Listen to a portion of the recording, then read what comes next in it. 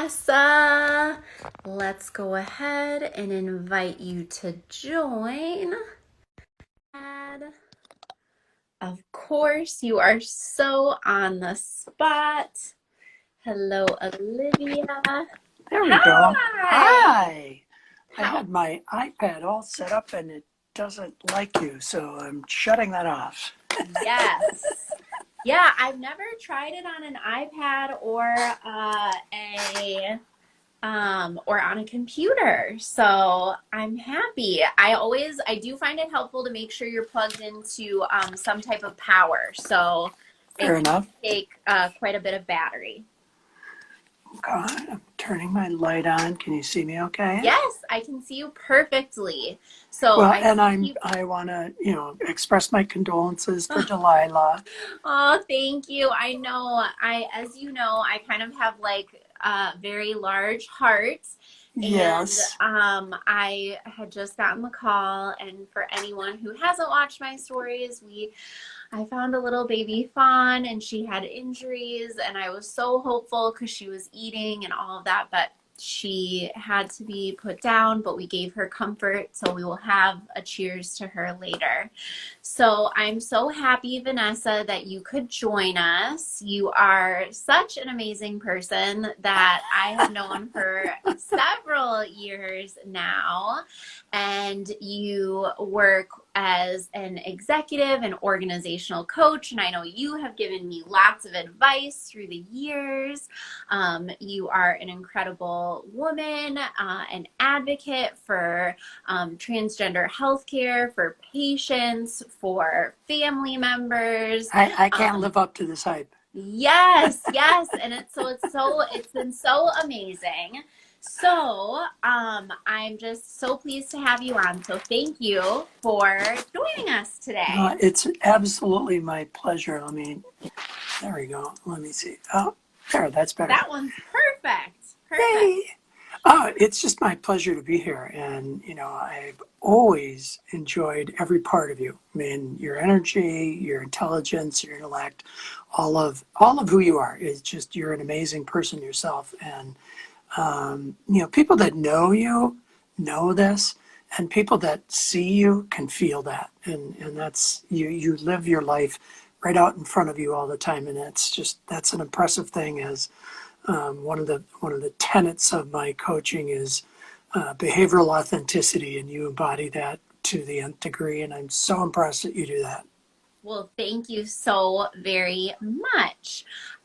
So I am curious if you can share with the audience kind of your personal, because I purposely did not share very much on stories, because I think there is a lot of power in you telling your story and not me telling your story for you, which I think during this time of Pride Month, during everything that is going on with Black Lives Matter, and I've been looking a lot into the whole share the mic and me being quiet, as I wanted to give you a chance to kind of share your story with my audience of kind of how kind of your transition maybe, or how we even came to this place. Wow, sure. And it doesn't have to be like the whole, just like whatever you feel. I just think you have a really cool and inspiring journey. Oh, thank you. Wow, it started a long time ago that I didn't know. I actually just read a research that was published by a doctor from Cedars-Sinai. It was in JAMA just last week, that talked about transgender people.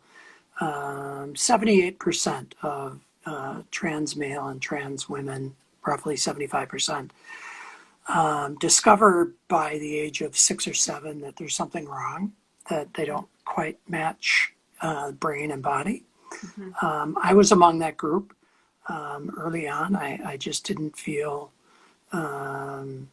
whole, as it were, but that was in 1964, 5, 6. So transgender wasn't even a word then. Mm-hmm. And,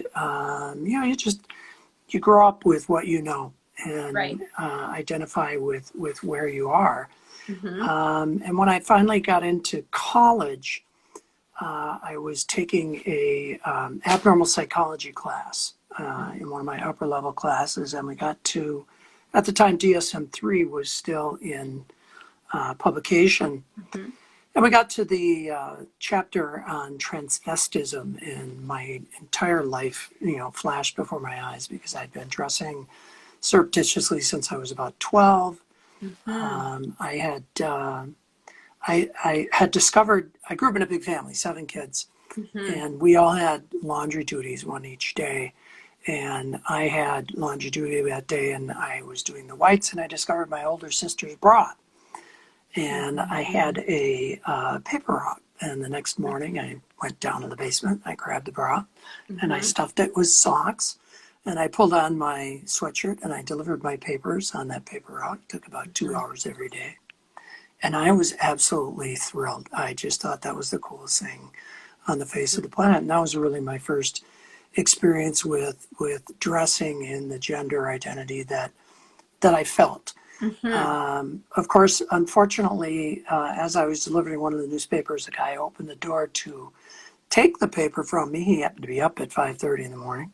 Mm-hmm. And I absolutely freaked out. Mm-hmm. It scarred me for many years. Obviously, even at I was probably about 12. Even at that age, I understood that what I was doing was wrong, and didn't, it wasn't acceptable. And that really just kind of, pushed everything down. And then in college, I discovered it had a name. At the time, transvestism was fairly common in terms of cross-dressing as a fetish.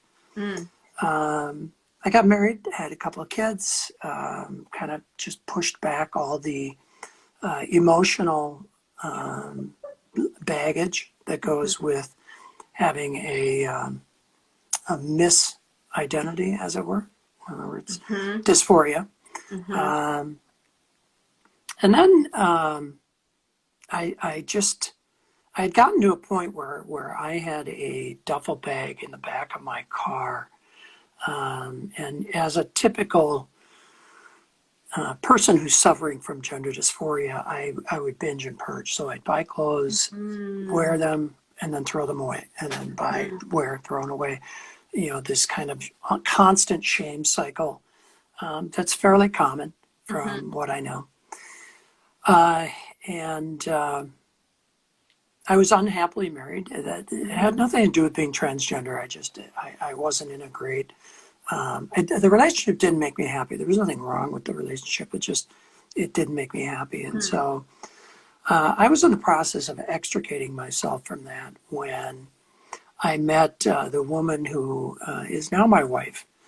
And this is where the story takes a hard right turn. I had found her on an alternative dating website. She was a lesbian looking for women. I was transvestite seeking females. And I messaged her, and she messaged me back, and we started talking. And one day we finally met a few weeks later, and I spent 6 hours telling her my life story. And but in 6 hours, she might have said 10 words. Wow. The next week we met for coffee, and she gave me a key to her apartment. And I said, you can't do this. You don't even know me. And she said, I know you enough to know this, that if you continue binging and purging and dressing in places, one of two things is going to happen. You're going to get killed, or you're going to get severely beat up. This allows you the opportunity to dress in private, in security and safety, and to just enjoy who you are. Now, I met this woman for a week. It's still, that was 15 years ago. It's still incredible to me. Right. About 2 years in, she's a forensic psychologist, got her doctorate in psychology, and she had spent a number of years at the University of Minnesota in their human sexuality area and at their program in human sexuality. And she said to me one day, I think you might be transgender.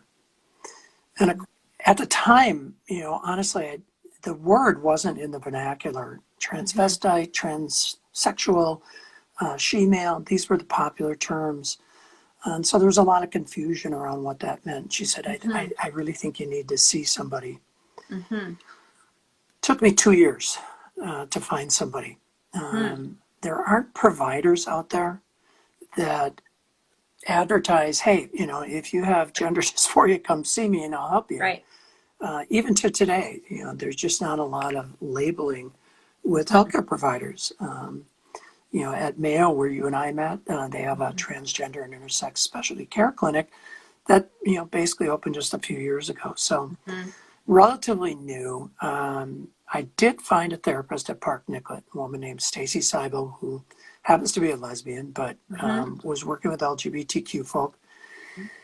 And I finally went in, and after 2 sessions of telling my story, basically, a more lengthy version of what I just spoke about, I said to her, how do I know that this isn't just stress?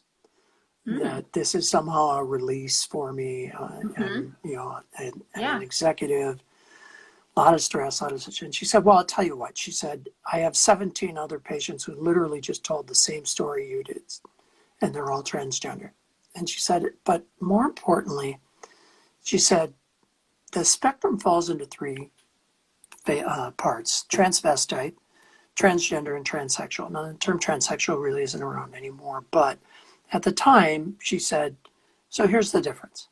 A transvestite is typically a heterosexual male, and they dress in female lingerie primarily for sexual gratification. It's basically a fetish. Right. And she said, when you dress, is it for sexual gratification? And I said, no. She said, how do you feel when you dress? I said, I feel normal. And she said, then you're transgender.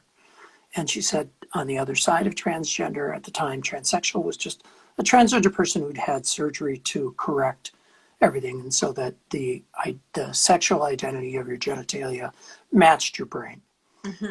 They've since, really just done away with the term altogether because transgender falls into this big, broad spectrum. Right.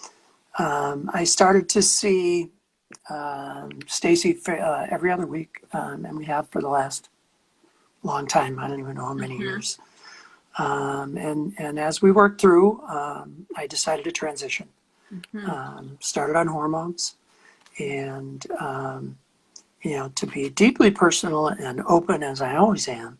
I saw Dr. Deb Thorpe, who is at Park Nicollet and one of the premier and pioneering women gynecologists that's worked with the transgender community.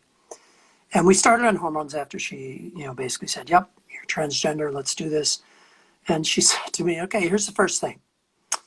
The hormones are going to help you grow breasts. Now, I want you to know that if you decide that this isn't for you, they don't shrink. You're like, okay. I'm like, well, I really want breasts, so I think that's probably okay. She said, no, I need you to understand, if you decide, you have to have them cut off. It's a mastectomy at that point. They don't just grow back when you stop hormones. I'm like, okay, that works for me. Right. And that started the process a number of years later actually, when you and I met, was February of 2018 is when I had my surgery down at Mayo. And that's when I met you during the process. And I wrote a very lengthy letter to the patient experience people down at Mayo and spent an entire paragraph or 2, memory serves, on Laura Meihofer. Yes. You changed my life in a manner that I never expected, with your sincerity, your gentleness, the ability that you gave me to explore what basically is a brand new body part without shame or embarrassment, and to embrace my new genitalia with the same kind of acceptance that any cisgender woman would. Yes. And so that's kind of the, how deep are we? 12 minutes. That's the 12-minute version. There is no timeline here. Well, thank you for sharing that. I'm really, so I'm interested with this, with your transition and kind of really, I love your Instagram handle, finally Vanessa. Thank So you. when did you, because as I was tagging you, it's always interesting when I tag people to do these happy hours and things, because I'm like, oh, okay, how did they come to that Instagram handle? So how did you come to the name Vanessa? Was that always a name that you felt in your heart? Or how did you, because I love that, how you just said finally Vanessa. And I just like every time I typed that, it was like I felt like it was like I could take this sigh. Like I almost Oh, was like, oh, like yes, I have arrived, you know? And so I can't thank you. imagine if I'm feeling that just typing out an Instagram handle to then be you and feeling that. So I'm interested, how did you come to your name? Great question. Hmm. And my wife, Jo, short for Joanne, Jo Hmm. and I were exploring, this whole notion of transgender. This is actually before I met Stacy. Hmm. And as we were just kind of talking about what it is to be transgender and both exploring because, neither of us, there's no manual. Right. It's a lot of talk therapy, as it were, and just try to, figure out what's going on, through speech. And she said to me one day, well, you have to have another name. You can't be Joe because we were known as, Joe Squared. My weird name was Joseph. And so we were Joe and Joe, and people thought that Hmm. was really cute. Hmm. But she said, we have to give you another name because, Hmm. you're not Joe. Yeah. Um, and, honestly, it was like the only name that we both came up with almost instantly. I said, I've always loved the name Vanessa. And she said, Oh, that's the name I was thinking of. She said, that's the name I would love to be able to give you. oh. And so, Joe and I met on March 4th, 2005. So for Hmm. those numerologists out there, 03, 04, 05 Wow. is when we met. And Vanessa was the name that she gave me. Hmm. And it felt right for both of us. It stuck. And when I was owning that privilege, the privilege of that name, um, the I'm I write well. I'm a wordsmith and orator, and the notion of finally Vanessa um, was one of those things that just instantly popped into my head. It was like, Hmm. yep, this is. It wrapped a huge bow around Hmm. 38 years of discovery and denial and embarrassment and shame, and allowed me to, I really liked the way you described it, allowed me to basically take this huge sigh of relief and be like, okay, this is who I am, and I can start living my authentic life now. Right. And I also think when you were telling me the telling us all the story of as you were coming into Vanessa and how you were talking about the binging and purging and how Joe wanted to give you this safe space.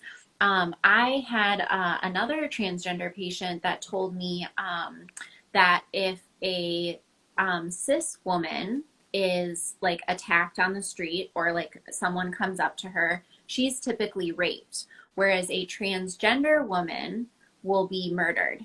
And I was like, I remember exactly, we were sitting in a coffee shop, Cafe Steam in Rochester, Minnesota. And I remember being like, and I kind of like, my head must have cocked to the side. And she's like, well, right, because if you and I are walking down the street and a man attacks you and then they go to say rape you and they find a vagina, then they're just going to rape you. But if they then attack you and you are presenting and appear one way, but then say you haven't had bottom surgery, or maybe that's not your choice in your transition journey, you don't want to have that surgery, and then they find a penis, they get angry and you'll get murdered. And because I think I might have asked too, like, well, why is it that I see these transgender individuals getting murdered all the time? I'm like, I'm so confused. Why is this happening? And she explained it to me.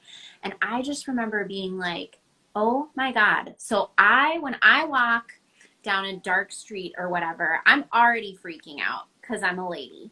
And then Yeah. on top of it, you know, and from a pelvic floor physical therapist standpoint, right, I'm always, as you know, always talking to people about tightening their pelvic floor and like what's going on with all that. And if we're always in fight or flight mode. And Hmm. I'm like, so you then, as a transgender or a female who identifies as transgender, are then walking and there's this whole additional layer, or even if you identify and you're transmasculine, there's this whole other layer of if someone were to come up and then they were to discover you or you were to be outed. And so when you were telling me that, I really think, you know, whoever is listening to this, whether you're listening to it now or you're listening to it later with YouTube, that is one of the reasons why I think advocacy and allyship is so huge. Because imagine you as an individual, just where you have your normal fears, and then you layer that on with this additional concern. And then in you saying that again of like, so you're kind of exploring, because that's one of the things they have you do in therapy, which I thought was so interesting, was exploring gender identity. And, you know, it's not like someone walks in to a therapist to say, I'm transgender. Like usually they're like, okay, well, like, let's see, you know, try these things on, do this, do that. They sort of have you test it. Um, and so here, you know, you're kind of testing those waters, and you know, to have this other person recognize that you're doing that and give you that safe space for expression, how, you know, cool, and what a gift. And then neat that you then transition to then end up together. It's like such a modern day, like we need that rom-com. Like let's like have that rom-com made. Like in your executive world, do we know of like let's get Reese Witherspoon, Nicole Kidman, like they're talking about making these stories that matter coming from women's voices. Like that's the story I want to hear. So yeah, I think that's really neat. Thank you. It's a great story. You know, Mm-hmm. I tell it all the time, and it embarrasses the hell out of Joe. But you know, Yes. I'm like, you know, it's really not about you. Well, it kind Yeah. of is about you, but too bad. Yeah. It's interesting that your other transgender client told you that story. So Mexico was a place that Joe and I would vacation in the early years that we were together. And Mexico, by and large, very trans friendly, very gay friendly. Mm-hmm. And we were at a small surf town called Sayulita. And Joe happened to step off the curb and snap her ankle on the first day we got there. Oh my God. And it ended up not being broken, but it was severely damaged. And Mm-hmm. so, you know, she was bedridden. And so we found a way to have a outdoor area that was covered so she could actually be outside Mm-hmm. all day. And so I was the gopher, right? I went Mm-hmm. got food, and at the time I was transitioning, and yes, in that experimental phase of, you know, when you look at the WPATH standards, you know, you're supposed to live for a full year as the gender that you know, expect to be. So in my case, as a female, which means dressing, you know, everything. You're living as a woman.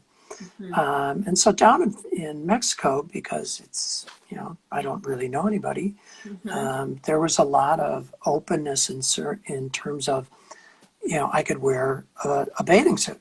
And that was a big deal, right? Because, you know, I could show off my boobs and, you Yeah. know, be a girl. And so it was, I don't know, it was probably 9 at night. Mm-hmm. And Joe wanted some chips or something. I didn't remember what it was. And there was a little snack, you know, like a 7-Eleven, Mm-hmm. just across the street. So I was wearing my bathing suit, as everybody is in Mexico in a Yeah. surf town. I walked across the street and I walked into the store, and there were probably, you know, 5, 10 people there, and it went dead quiet. And I walked around and got my chips and went up to the counter, and there was this young little girl there who didn't speak any English, which was fine. I speak fairly decent Spanish, and, you know, basically in Spanish, I said, could you please check me out as fast as possible? There was a security guard at the door, really big guy, but, you know, the stairs were there.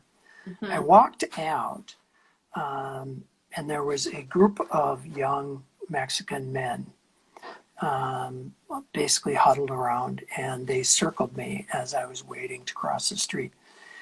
And, they didn't do anything, but they were definitely like, you're a dude. We all know you're a dude. You're not fooling anybody. And I was just very aware, walked back, went up to our apartment, and immediately said, okay, I know what it's like to be a woman now. The fear, the abject fear of absolute violence that was likely to happen. And you're right, it was not a fear of being raped, it was a fear of being killed. Yeah. Because for some reason there is in violent men, there's this disconnect when they think they're gonna take advantage of a woman and find out that they have male parts. This thing snaps and they just get ultra violent, and they would rather kill you than let you go. Right. And so you're right. It's I've been very fortunate. I didn't transition until later in life, so I lived my life in the predominant part of my life as a male, a white male, with all the privileges that go with that.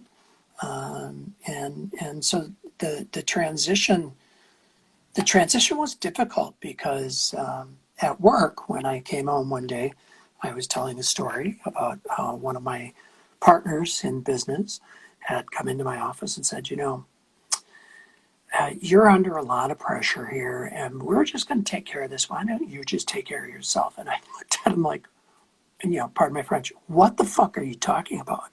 Right. And as I'm telling the story, I can't even finish the story, and Joe says, oh yeah, they're treating you like a woman. And I was like, what? You're like, excuse me? Because, remember, in my eyes, I've always been this way. Yeah. So to me, there's nothing different. Right. And to people that know me, to people that have been, have known me as Joe and as Vanessa, they have a very difficult time trying to make the transition to, I see a woman, but I hear Joe as the guy I knew for 30 years. And that's been difficult for many, many. I call it allowing people to fall away. And I have 2 or 3 very close people, friends of mine, that have been friends for a very long time, that accepted me immediately, have almost never misgendered me, almost never have called me Joe accidentally. And if they did, they immediately, were like, oh my God, that's, such a horrible thing for me to do. And I'm like, no, actually, it's okay.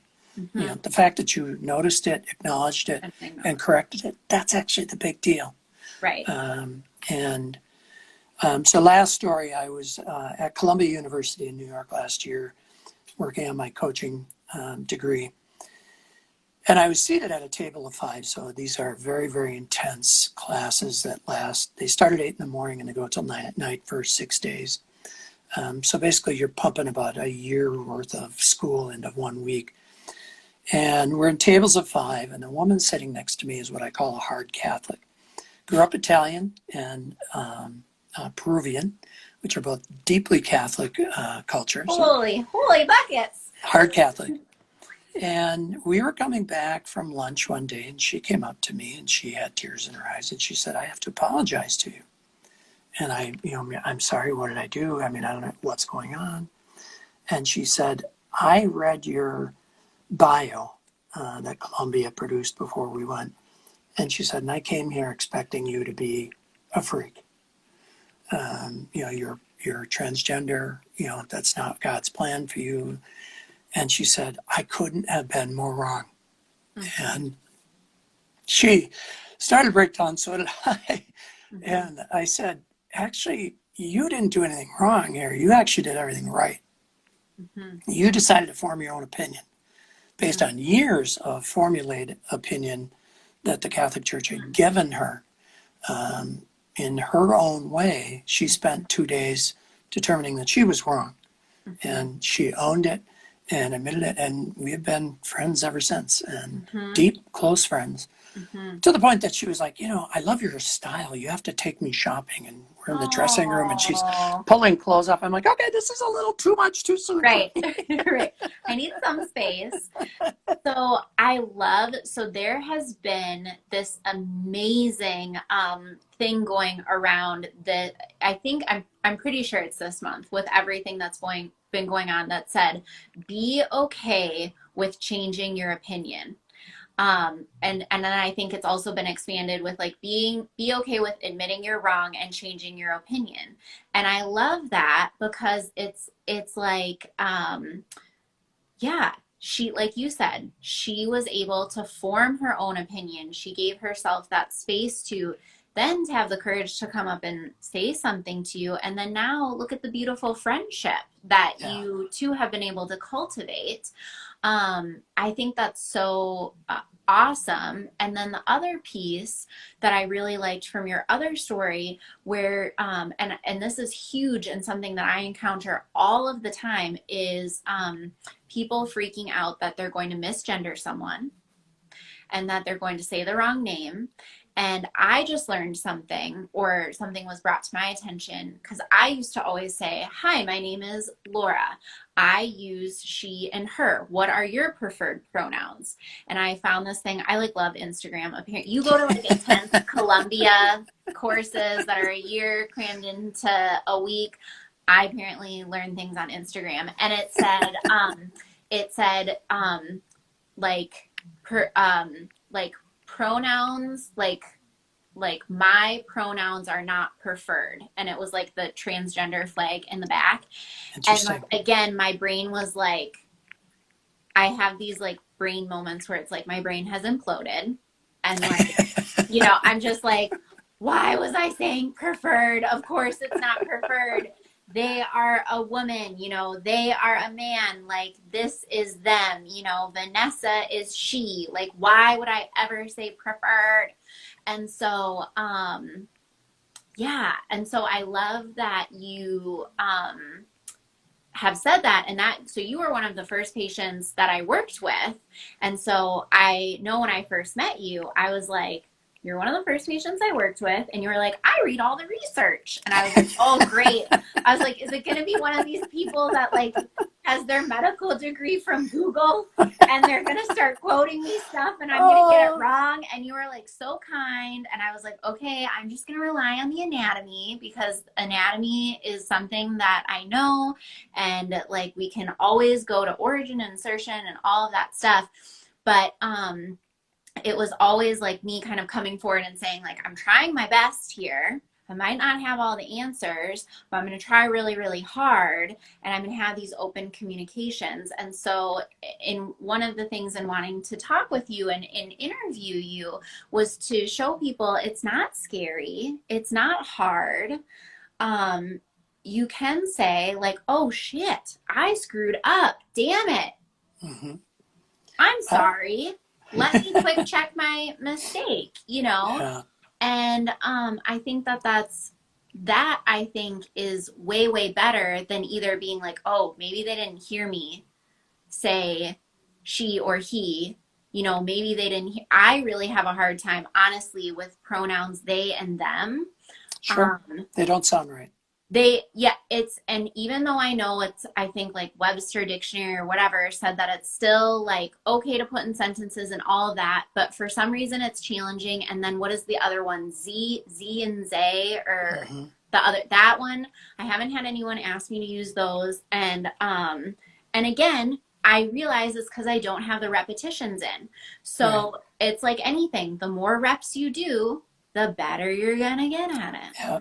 And I actually gave a lecture at Securian Financial, and it was basically a Trans 101 to their ERG, and almost everybody in the room knew someone who was transgender, but really didn't know what being transgender was, which is pretty common, because it's like depression or anxiety or any of the other things. If you don't have it, it's really hard to know about it, right?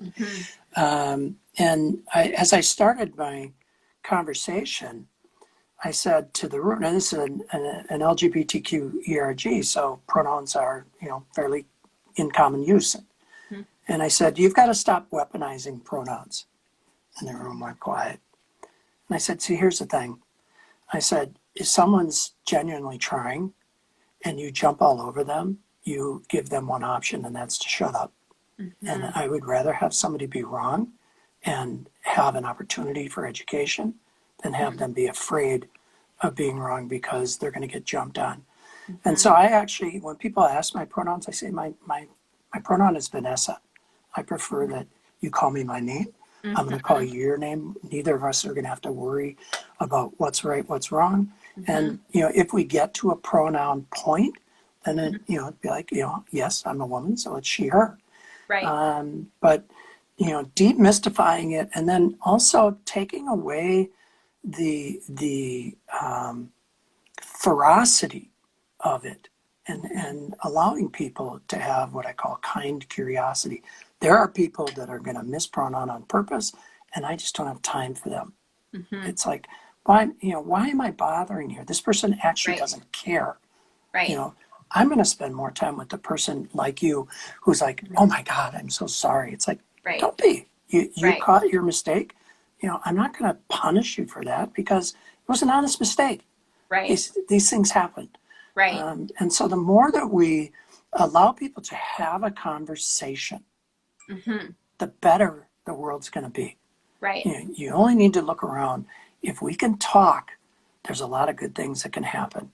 Yes. And we have to be heard, and we have to listen. I mean, those are all the basics of straight up, standard communication. And for a long time, people talked, but no one was hearing anything. Right. Now, would you say that your bullshit meter is like probably just so good? Is it just like being that, as you said, you're an executive, obviously you've gone through loads of education, loads of training, with the field that you're in, with coaching, all of that stuff. But then I would imagine that also with this background of transitioning and knowing yourself at this super deep level, I just feel like your bullshit meter must be like really good. It's good, isn't it? It's good. You don't need to be humble. It's good, isn't it? I wouldn't use the term bullshit. I understand what you're saying. For me, it's are you being genuine? Okay, genuine meter. Okay, And yeah, that sounds better. Okay. I have a good genuine meter. If someone's trying to tell me something in a manner that I can feel is disingenuine, it's like, Yeah. okay, could you just say what you're trying to say? And I literally will say, why don't you just say what you want to say? Don't worry about hurting my feelings. Just say it, because then I can deal with it. But if you're trying to dance around the issue, I have to manage your stress. Right. I don't want to do that. Let's just get to the heart of the issue. Let's just get. And, if you're going to be a jerk, okay, you're not going to care anyway, and neither am I. So I'm going to walk away from it. And I'm going to let you have your stuff and just not be a part of that. And I think that's where, we all struggle is, we want people to like us. We want to be engaged. We want to have these relationships with people who are important to us. When I'm with my care providers, I want a relationship with them. Yeah. I don't want to be a number. I don't want to be anonymous. I want to know about them, and I want them to know about me because, honestly, even before coaching, I believed in the whole human experience. Being a transgender person requires you to live a whole human experience. There are things that we have to navigate that a cisgender person doesn't even consider.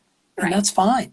Right. But that also means that, there's a set of awareness skills that you have to develop and understand, what's danger, what's bullshit, as you say, what's a genuine sense of curiosity that you need to accept so that the conversation is allowed to happen, as opposed to put up a wall and be like, what, if you don't know, screw you. Right. I'm not here to teach you. It's like, Right. well, yeah, I understand that is a burden, but it's kind of your burden. They aren't transgender, you are. Right. If they're trying to develop a genuine awareness for what it's like to live in your skin, then I'm going to say you probably do have at least somewhat of an obligation to help them understand it. not Right. saying you have to give them your life story, but you definitely have to give them the opportunity to ask gentle curiosity questions. Yeah, I really like how you put it that way. I would say I have like several friends in like different categories that I know are like safe people for me to go ask, like especially with all of the Black Lives Matter and all of this stuff. Like one of the things is pulling down these different monuments and things like that. I'm like, can we cover them up? Do we have to like spray paint them and then like pull them down? And what if someone gets injured when they're, what if it falls on someone? You know, of course, I'm like, oh my God, is someone going to get injured? Could we just like Right. cover it up so no one gets hurt? I understand everyone's angry. I want to assess the situation. And so then, you know, I have like a safe person that I can go ask who is a person of color, who is very educated, and they're not going to get mad at me. Or I have like now I've developed like transgender, a group of transgender individuals that I can go ask for safe information. So it's like, oh, okay, I need to know more about this. Can you help expand my knowledge? So I really like that you have pointed that out. And I think that brings me to my next couple of questions. I'm so bummed that Pride is like, I know they're saying like virtual Pride is happening, but I was like ready for Minneapolis Pride. So, whomever is listening to this, if you are not from the Minnesota area, if you have not attended a Minnesota Pride, I think it's awesome. Okay, I haven't attended Pride in any other states, but I like really loved it. Like, I loved it. And so I'm so bummed because, again, it gave me the opportunity as a white, cisgender, heterosexual person to go, and there were all of these booths with all of these lovely people, and I could find out about all of these crazy things that were out there, and I could talk to people, and everyone was nice to me and answered Mm-hmm. questions. Yeah. And now, of course, yes, I can go online and I can do the virtual Pride, and I am happy that's happening. So I'm wondering, my first question is, how are you and Joe, like, how have you been celebrating Pride? Do you kind of celebrate all year round? Is there anything special you did? That's a great question, and gives me an opportunity to talk about an organization that's doing amazing LGBTQ work called Meihofer, and a guy named Nick Alm is the CEO, and they have a conference that they started last year called Proud to Work Minnesota, and it was a 2-day conference, and same thing, they had to go virtual. And so it's this grand experiment. And, what I'm finding is that, what you miss is this connection of energy that you Yes. have when you're physically with someone, right? Mm-hmm. That it builds up and you just don't get that virtually. But what I've also found is that people in the community, in the LGBTQ community, have gone to extra lengths to make sure to continue to connect virtually, in whatever manner they can. As for Joe and I, I've been to Pride as an out front volunteer. I've been to Pride as a participant. Joe's been to Pride as a member of Dykes on Bikes, if you're familiar with that group. Many years ago, they used to lead. Well, they still lead the parade every year. And one of the great things I learned was, these lesbians on motorcycles. You know what the big concern is? Tipping over because you're going so slow.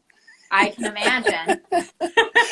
And for Joe and I, and because I'm transgender, I wear my pride every day. I don't have passing privilege, and my voice. I haven't tried to change anything. Not that there's anything. For people that want to be perceived as a female, voice therapy and electrolysis and all that's very important, and that's great. For me, at 62, I am who I am. And for me, just being able to present as a female was fulfillment for me. And so while I find Pride, the month in particular, to be very important, and I have my flag out, and people acknowledge and I respond. June is not different than every other month. I live it every day, and I try to make sure that people understand that being queer, being transgender, being non-binary, whatever level of the spectrum you're in, it's just because we're human. Right. And that we should learn, like with Black Lives Matter, we should learn to celebrate people for all of the culture that they bring all the time. And hopefully the world, and the United States in particular, has elevated itself to a level where they can actually admit to all the bias, all the discrimination, and actually start to have those conversations that can foment change. Right. Real, meaningful change. Owning up and doing the hard work. Yes. Having the difficult conversations, being uncomfortable, stepping in and doing the things that should be done. Yes. Without being asked, without holding up a big glossy sign that says I'm amazing because Black Lives Matter. Right. That's not what it's about. And that's not what it's about for Black Lives Matter or for the LGBTQ community or many of the other minority status individuals that live here. It's time that we step up and embrace diversity and be proud of the fact that people are different. Yes. And it's interesting that you bring that up about, yes, we celebrate Pride as this month, but really, like you said, for you, it's every day of the year. And it's been interesting for me. So at the beginning of the month, I wrote an article where I said, okay, here is the shift that my company is making. I have been putting out very female-centric information. I have this huge passion for transgender patients, and I have been always using very like women this, whatever language. And I want to say like I'm inclusive of everyone and this is where I'm moving towards. And then everything happened with George Floyd and Black Lives Matter. And I looked at my list of people who were going to be doing my Instagram takeovers and who were going to be doing my happy hours, and they all looked like me. And I was like, so here I made this statement and I'm going to write blogs that have more like word diversity and wordsmithing and will be more inclusive to make sure that the information can be applied to different people.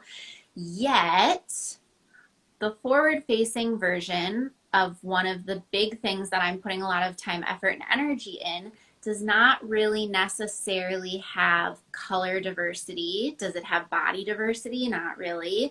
Does it have, like, I guess I haven't asked the people that are doing takeovers, like, what's your sexual orientation?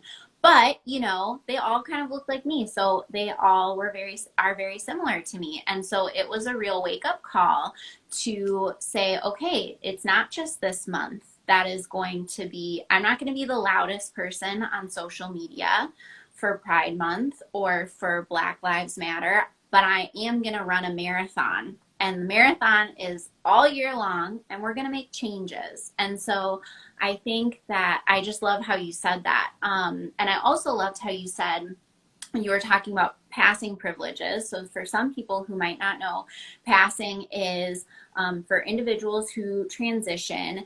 And when they go through transition, if you were to look at them, you would never have guessed or known that they had ever made any transition. You would think, oh, okay, they're a cisgender female or they're cisgender male.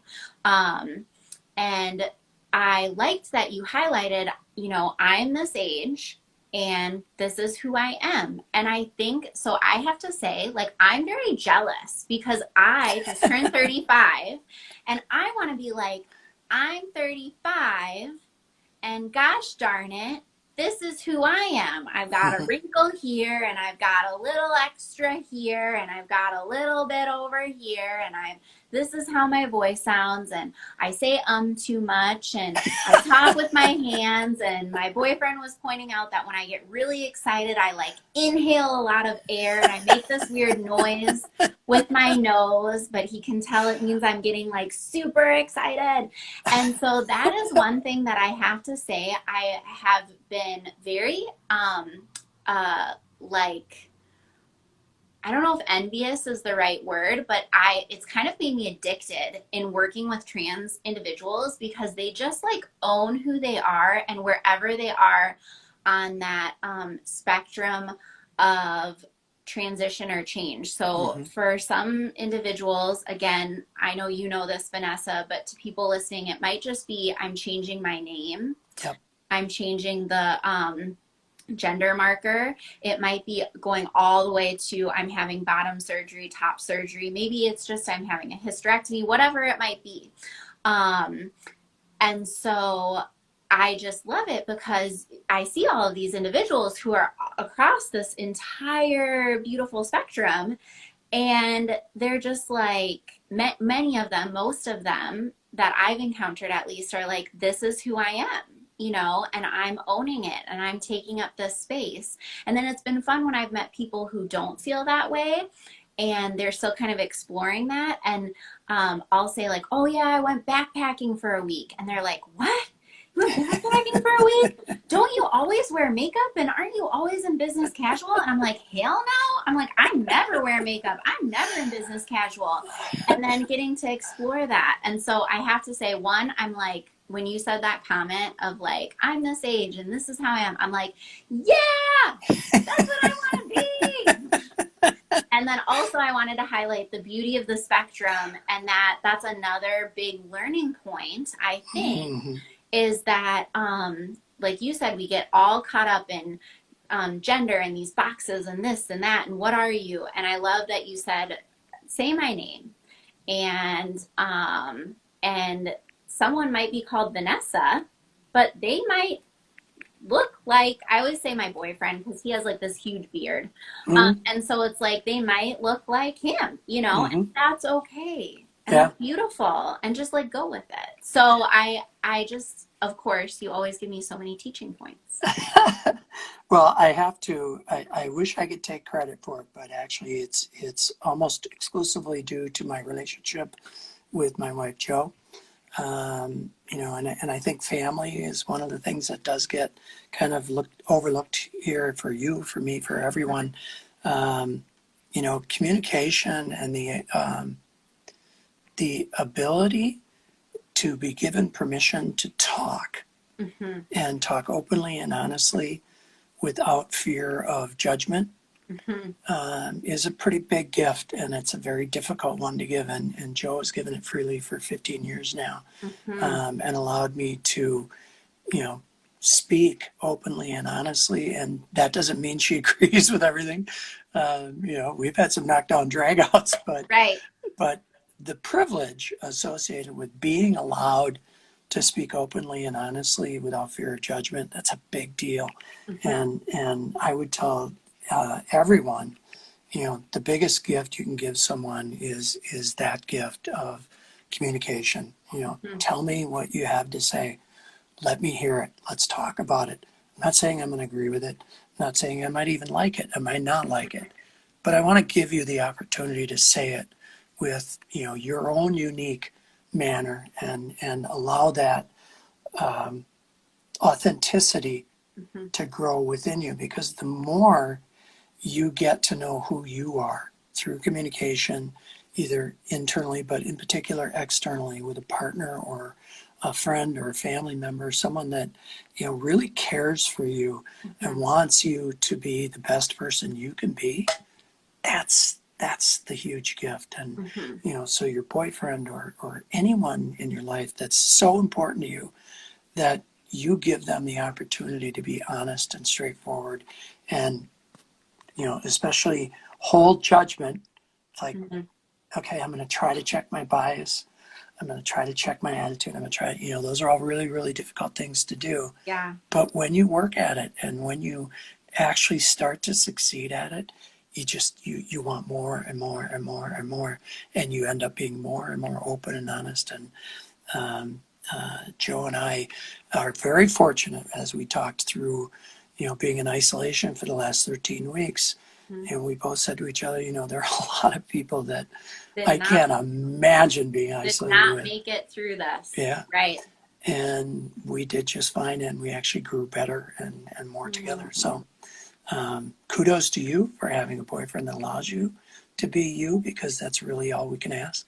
Yeah. And also, for having the temerity, the wherewithal to sit in, you know what, I'm good enough. I'm a cool person just the way I am. And, whether I think I'm a beauty queen or not, somebody out there does. And somebody thinks you're amazing and gorgeous and perfect just the way you are.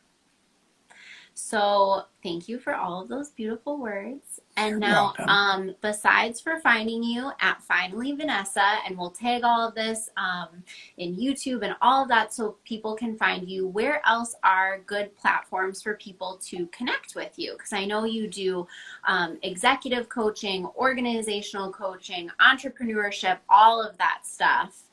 You can find me on LinkedIn. LinkedIn. You can find me on LinkedIn. That's, just Vanessa Tennyson. Okay. And all of my info and contact stuff is out there, and I certainly appreciate the plug. I'm a study of human behavior, and I love people, and I love working with people, and I love helping people be their best at whomever they are. So it's absolutely my privilege. Well, thank you so much, Vanessa. Have an amazing rest of your night. Please tell Joe I say hello, and I look forward to talking to you in the future. Okay, thank you. Bye. Bye now.